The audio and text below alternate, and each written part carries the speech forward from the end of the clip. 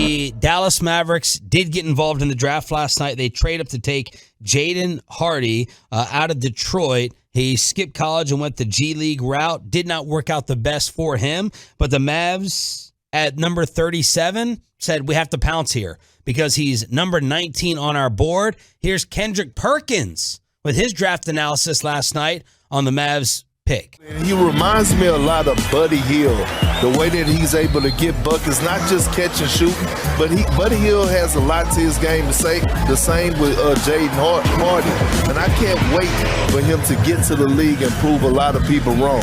You know, I know we turned on Kendrick Perkins. Troy's making a face over there. I know we turned on Kendrick Perkins a little bit here at the station. He's a little inconsistent in terms of showing up as an Odyssey insider. I do like his personality on TV. Oh, I love his personality, his delivery, but I think he just threw out a name based on the team that selected him. I mean, the Kings selected, Jaden Hardy, and he throws out Buddy Hield. Are you just naming players from the franchise? He reminds me of Bobby Jackson.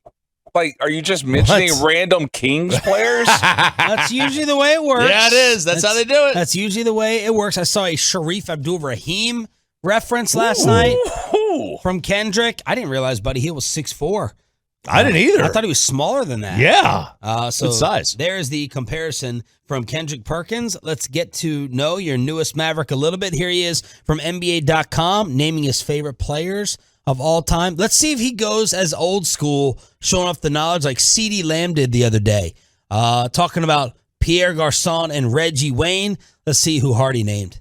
I love Kobe. Like growing up, I used to watch Kobe a lot. And I feel like I take some stuff from his game, and I like Jordan too, but I like Bron too a lot too. So, but I would say Kobe and Bron because I got the chance to watch them too. I never really got the chance to watch Jordan, but I already know Jordan different. But I'll probably say Kobe and Bron though, because that's what I grew up watching. Okay, basic. Safe answer. Basic. Safe, basic 3. Yeah. StatMuse tweeted the all-second round draft pick team that's playing in the league right now. So this can give you some hope, right, with the Mavs getting into the selection process last night. Point guard, Malcolm Brogdon, Indiana. Shooting guard, Jalen Brunson. Small forward, Chris Middleton. Power forward, Draymond Green. Center, I didn't realize that the Joker went in the second round. Yeah. Taco Bell Joker. Oh, my God. You can get players in the second round. Yeah, you forgot. When he was drafted that year in the NBA, his name went across the screen during a Taco Bell commercial. Did it? They didn't announce his name. It was across the ticker at the bottom while they were showing a beef and cheese burrito. Wasn't Parker and Ginobili both second rounders? I know Ginobili was. This is you can. Well, it makes sense. Yeah. How in the NFL we're all excited about getting a third round pick? Oh, Parker was the 28th overall selection. We're all excited about getting a third round pick, and then in the NBA we totally just dismiss it. It's like garbage. If you don't pick in the top 5 in the NBA draft, you might as well not even bother with it. You're putting in resources for not even a 50-50 for a 10-90. That's what you're doing. You mean in terms of the success rate? Yeah, outside the top 5. I'd be interested in seeing those numbers. Have you seen studies on that? Oh, the studies of the NBA draft that if you're not picking in the top 5, the chances of you getting an all-time great player are slim and none. Now it's not getting any better. Remember the hit we talked about this yesterday. The hit rate, and this is why the Suns don't value the draft. The hit rate of first-round picks in the NBA draft is the same today as it was in 1980. Where they didn't have all these scouting services. They didn't have social media. They didn't have 24/7 sports coverage. I mean, you had to rely on scouts who basically, valued a kid off of his size and how cute his girlfriend was. Here is Jaden Hardy on training with Dame and James Harden on ESPN.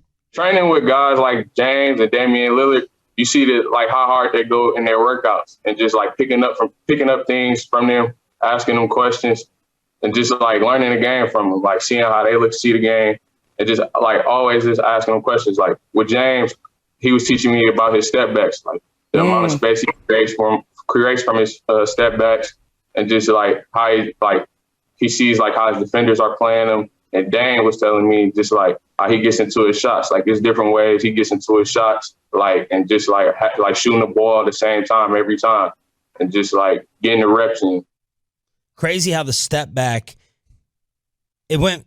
I'm trying to think of the moves of the different generations. Crossover, everyone tried to copy. Fade away because of Mike, and now the step back has become the newest one. Yeah, step back, Euro step, and then logo insert name. It was logo Curry, logo Luka. You shoot from the logo. Like I think at least half a dozen times in a YMCA basketball game with 10-year-olds, someone's going to launch a half-court shot. Yeah, Reggie Miller. Do they really do it? Yes. Reggie Miller was like screaming at his kid, "Stop shooting from three. You're not Steph. Yeah, you're not Steph Curry." I thought it would improve shooting. Well, here's what, and I think it has. It has, but it's also decrease. It's lowered shot selection. My kids are. They play basketball like just pickup ball, right? Like they'll play on like a rec team. They don't take it seriously. They do basically to get out of the house. All the kids when they go, all they want to do is shoot threes. So when they don't even start when they get on the court. They don't even start with like just warming their body up. Take a couple free throws, warm it up. Take a mid range. They go right to the 3-pointer, and these kids can't reach. No. Can't get it there. But they do it anyway. So what's happening is it's not like that it's making them worse shooters. It's giving them terrible form.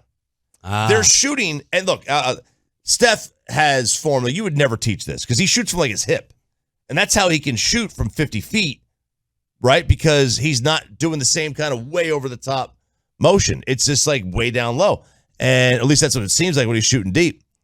But all these kids, that's how they shoot now. They're shooting low because it's the only way they can get the ball there.